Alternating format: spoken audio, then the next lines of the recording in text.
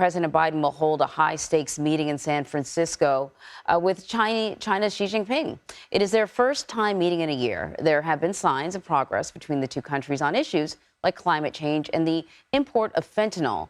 We are expecting a major announcement on that, but tensions do remain high in other areas. Weijia Jiang is in San Francisco. Weijia, good morning.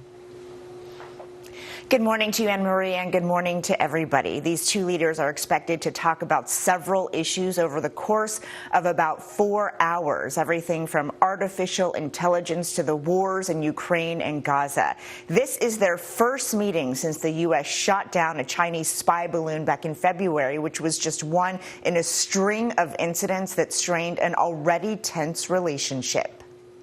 President Biden arrived to the city by the bay with Beijing top of mind and a goal to reestablish communications with China's military.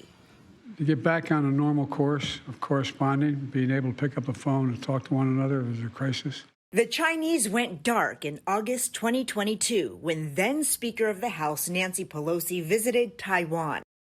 And this past February, after the U.S. shot down a Chinese spy balloon off the coast of South Carolina, there was no answer when the Secretary of Defense called his counterpart. What we're trying to do is change the relationship for the better. The relationship has been rocky, in part because of China's military activity in the South China Sea, amid fears that Beijing will invade Taiwan. Since May, 2 Chinese fighter jets barely missed U.S. Air Force planes, and in June, a Chinese ship nearly collided with a Navy destroyer. Kurt Campbell is the coordinator for Indo-Pacific Affairs on the National Security Council.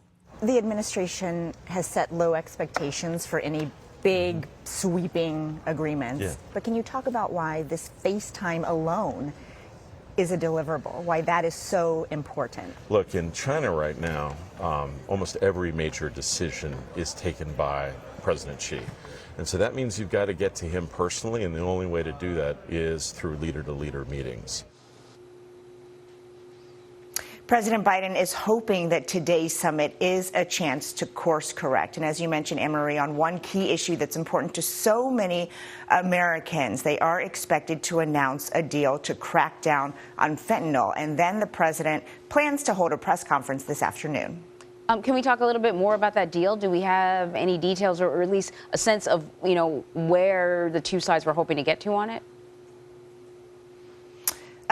So the deal would be to crack down essentially on the ingredients that are used to concoct fentanyl. So there would be controls on exports from China that make their way to the southern border and then cross over to the United States.